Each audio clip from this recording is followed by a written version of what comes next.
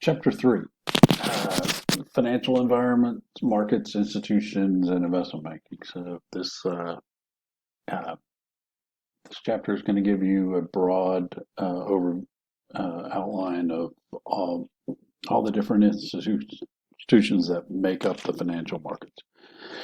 So we're going to talk about the role of financial markets that they play in improving the standard of living and economy. The financial markets are essential to allowing money to move from uh, savers to borrowers. So we'll talk about how different financial markets are differentiated, role of investment bankers. We'll describe the role of financial intermediaries, explain why there are so many different types. We'll describe how financial markets and financial intermediaries in the U.S. differ for those in other parts of the world. So, financial markets. Financial markets represent a system of, all the players then with regard to the financial markets that bring borrowers and savers together. As you can imagine, there are many, many institutions that do so.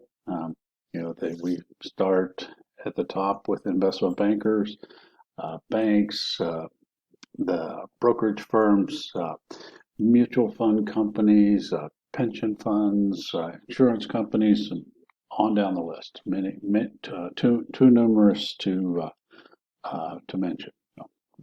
The primary role of financial market is to facilitate the flow of funds from uh, uh, anyone who has surplus funds or savings to those who need money, to borrowers. The flow of funds. There are three phases of life. This is referred to as the life cycle flow of funds. When you're a young adult, you tend to borrow, and that continues for some period of time.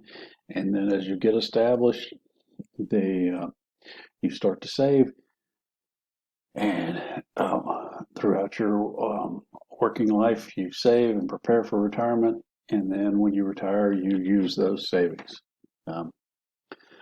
Funds are transferred from savers to borrowers through three different methods: direct transfers, investment banking accounts, or financial intermediaries. There's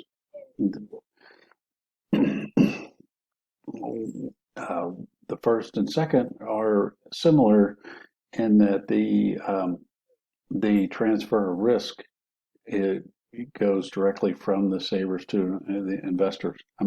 To the borrowers. But this third one is quite different, and we'll see that as we walk through the next slide. So we have the first is direct transfers.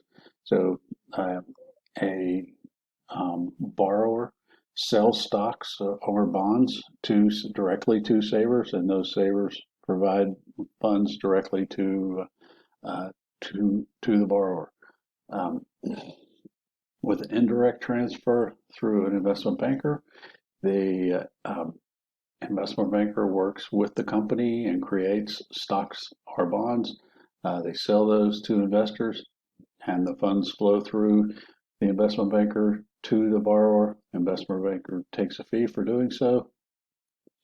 But when we come down to the third methodology, indirect transfers through a financial intermediary, the easiest example to understand here is when we deposit our money at a bank.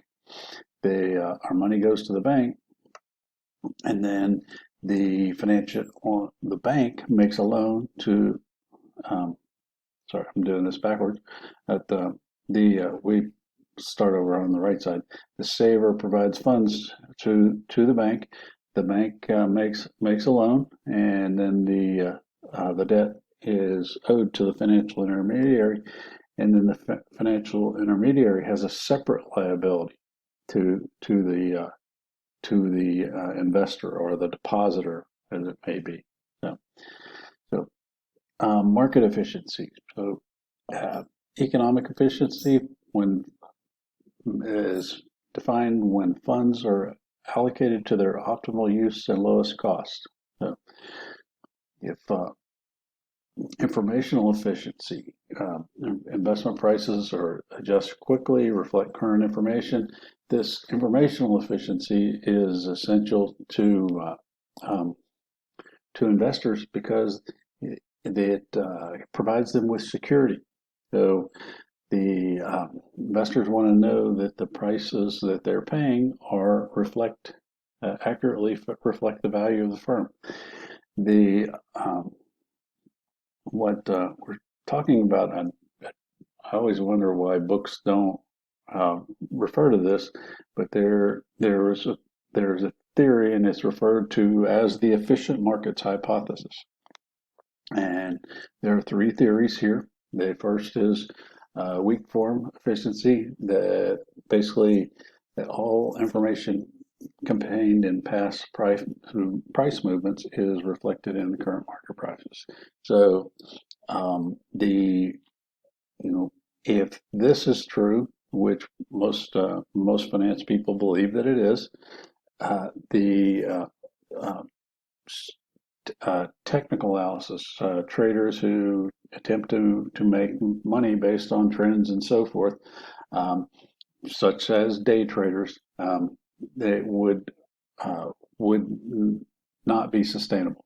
So the next level is semi-strong form. So current prices reflect all publicly available information. So any announcements, any financial information that a company has released is reflected in the price of the firm stock.